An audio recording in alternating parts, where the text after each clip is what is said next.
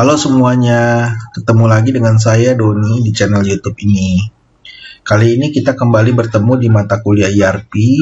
Pada bagian ini kita masih melanjutkan pembahasan mengenai accounting di dalam sistem ERP. Ini adalah sesi kedua. Sesi pertama sebelumnya saya sudah membuat videonya. Pada sesi kedua ini kita akan mempelajari tentang kredit manajemen atau manajemen kredit.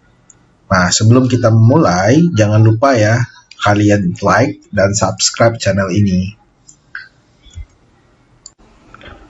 Objektif pertemuan kali ini seperti tadi saya sudah jelaskan, kita akan mempelajari hal-hal yang berkaitan dengan kredit manajemen.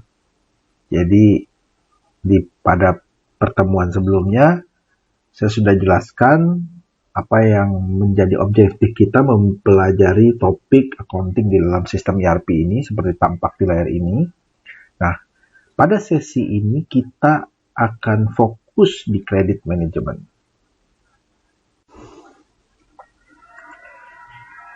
Sebelum kita mempelajari lebih dalam tentang manajemen kredit atau kredit manajemen, sebaiknya kita paham dulu apa yang dimaksud dengan kredit manajemen. Kredit manajemen adalah sebuah fasilitas yang diberikan oleh perusahaan, misalkan dalam konteks ini adalah Vitersnacker, yang diberikan kepada pelanggan untuk berhutang. Jadi pelanggan dapat berhutang mengambil barang kepada Vitersnacker dan nanti akan dibayarkan dalam satu tempo tertentu.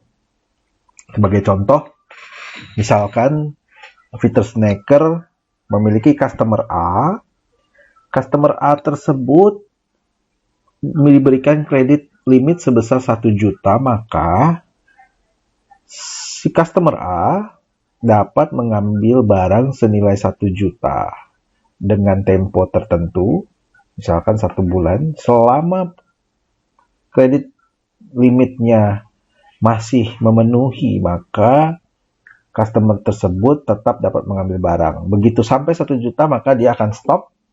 Pengambilan barang tidak bisa dilakukan. Dan si customer harus melakukan pembayaran terlebih dahulu. Itulah yang dimaksud dengan definisi kredit manajemen. Nah, apa-apa saja yang biasanya terjadi dalam proses pengambilan keputusan kredit manajemen di dalam sebuah perusahaan? Hal yang mendasari dari sebuah kredit manajemen tersebut yaitu adalah sistem informasi yang tidak terintegrasi. Hal ini mengakibatkan data akuntansi yang tidak terupdate dengan baik dan tidak akurat sehingga menyebabkan perusahaan salah dalam pengambilan keputusan memberikan kredit kepada customer. Hal ini bisa mengakibatkan perusahaan mengalami kerugian. Sebagai contoh, jika perusahaan tidak mendapatkan secara up-to-date batas kredit dari sebuah pelanggan atau seorang pelanggan telah melebihi batas ambang yang ditetapkan, tetapi perusahaan tetap dapat mengeluarkan barang kepada pelanggan tersebut. Nah, dalam konteks ini, perusahaan mengalami kerugian.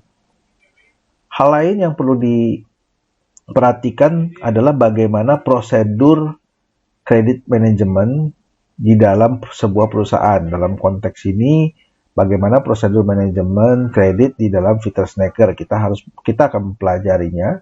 Dan kemudian bagaimana kredit manajemen yang terjadi dalam sebuah sistem ERP, khususnya sistem SAP.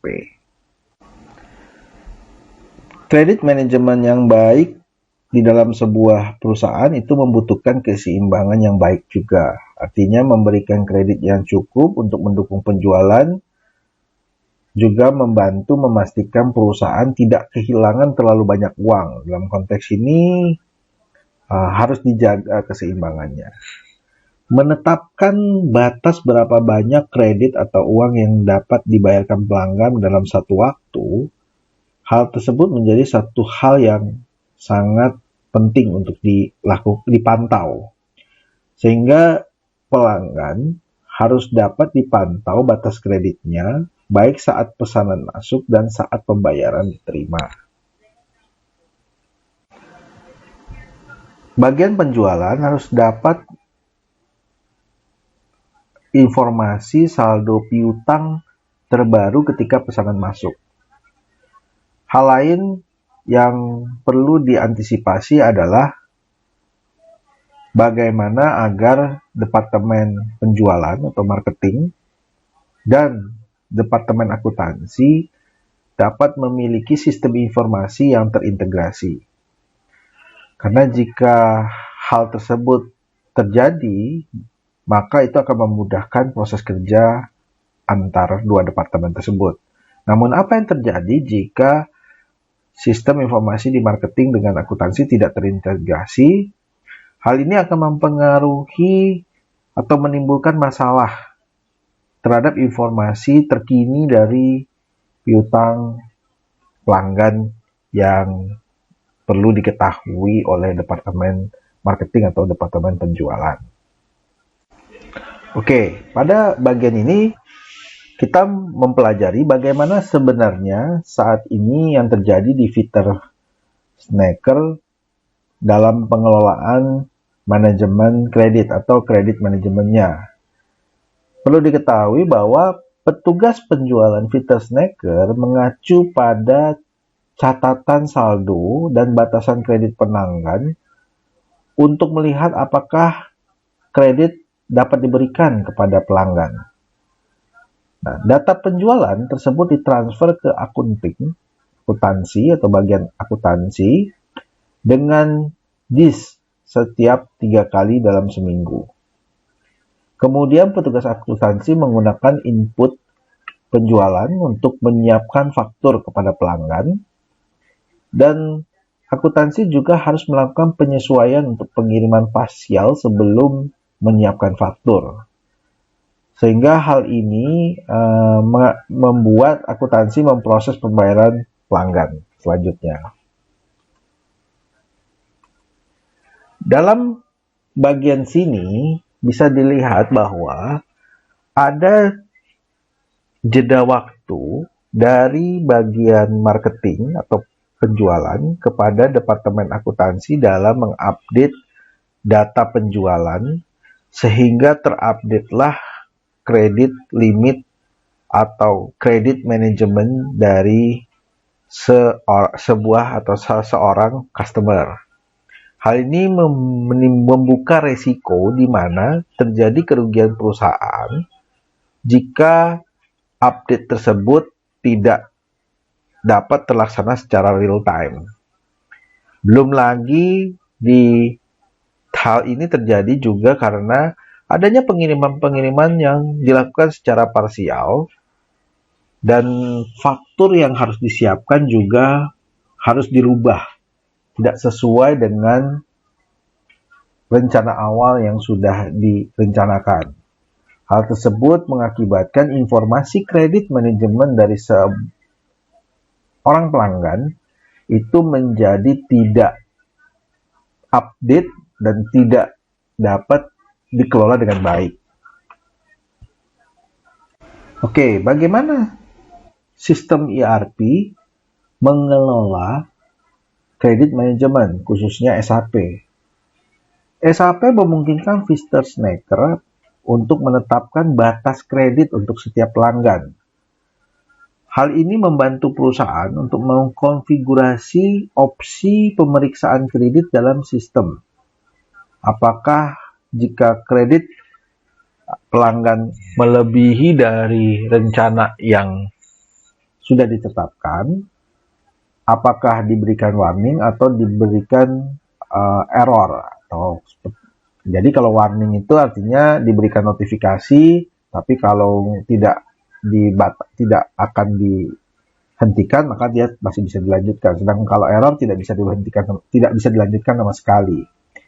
Nah, keuntungan menggunakan sistem ERP dalam pengelolaan kredit yaitu adalah prosesnya otomatis dan data tersebut akan tersedia secara real time.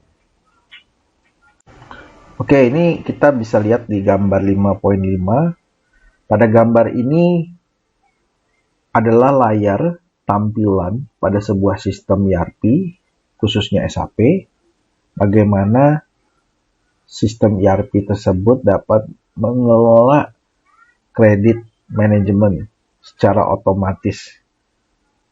Disebut juga automatic credit control. Oke, kira-kira seperti itu. Oke, terima kasih telah mendengarkan video saya tentang bagaimana sesi kedua dari accounting dalam sistem ERP, khususnya tentang kredit manajemen. Semoga informasi ini bermanfaat, bisa dipahami dengan baik dan dimengerti.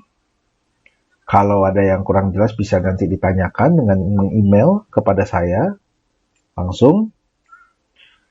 Oke, jangan lupa sekali lagi klik subscribe dan kasih like channel ini ya, supaya Anda dapat menonton video-video berikutnya. Terima kasih.